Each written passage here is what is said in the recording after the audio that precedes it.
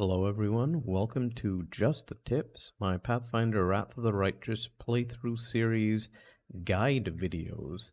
So today we are going to be tackling Vrock, who is an optional, I guess you could call him boss, that you can find in the market.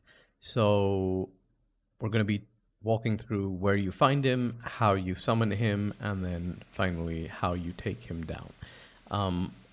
Keep in mind my playthrough is on unfair, so this guide does apply to unfair, and my characters are not optimally built. I am basically going into this game blind, so if I can do it, you most certainly can. If you've looked anything up and put any amount of work into your character builds, then you will be in a much better place than I am. So let's jump right in here. So first things first is obviously the location. Vrock is located in one of the houses on the southeast side of the market. I'll show you a location on the map here.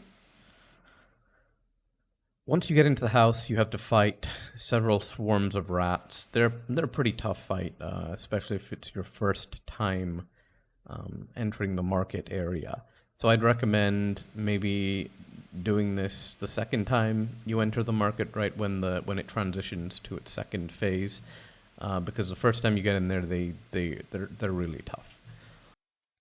So after the rats go down, you should be able to pass a perception check, move the bookshelf, and then have access to this room back here with a summoning circle in the middle. When you see the summoning circle, there are two options in the middle. You can pass an Arcana check. Definitely want to bring Nenyo for that because she has really high knowledge of everything. And if you do that, I think it's 24. You summon him and he escapes. Or you can destroy the circle, get a bit more EXP up front, but then he's gone and you don't get anything related to Vrock. You don't get to fight him, you don't get any of the loot. After you summon him, then just run to his location. That's what I'm doing here. So he spawns over there where my mouse is, or we're clicking at. And you can see he's killed the two Crusaders here. Now here you absolutely, this is the reason you want to summon Vrock. He doesn't drop anything, but the Crusaders do. And here's just a look at his stats. So on an unfair, level 9, 34 AC, 10 damage reduction, permanent power attack, gives 90 EXP, and he is a nasty piece of work. Let me tell you. This spores thing that he casts, it's just an area of effect around him constantly that does like 6 to 10 damage per round. He has damage reduction against everything that isn't good. He's crazy. It's a terrible, terrible, terrible fight. And I can show you here one of my attempts. Anyone who is near him just takes spore damage periodically from that just area effect. Then he casts a Stunning Screech, which is a pretty large area effect. It also stuns everybody within a certain radius, right? You can see my dog is stunned there. And in addition to that, he teleports and casts Mirror Image. He just spams Mirror Image back to back to back to back.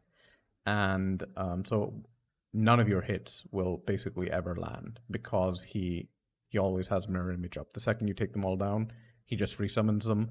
And if you do try to kite him or run away, he just teleports to you. So there's no option to like use clever pathing or anything to kite him. So instead of suffering through that pain, just do what I'm going to show you next. So to carry out your master plan, all you really need is Ember and somebody who has a nice weapon with a high crit chance. Ember casts Slumber, and then go coup de grace his ass, like so. Finish him! Fatality! So satisfying. So satisfying. Now, a couple of things that you have to note here. He has a DC save of 16. Ember, completely unbuffed, her Slumber has a DC of 16. So it won't work. You just cannot put him to sleep. But one thing you can do is, you can either cast a Charisma buff on her, or you can, if you have the Circlet of Alluring Charisma +2, that's enough. That gives her a DC of 17. But what that means is that only 1 in 20 of your slumbers will land. And so that being the case, you definitely want to maximize your chance to coup de grace, which means buff the guy who's going to do it with strength, give him a great weapon, and everything to maximize that, because otherwise it takes a long time. And then when you're done, your rewards, is just 90 EXP.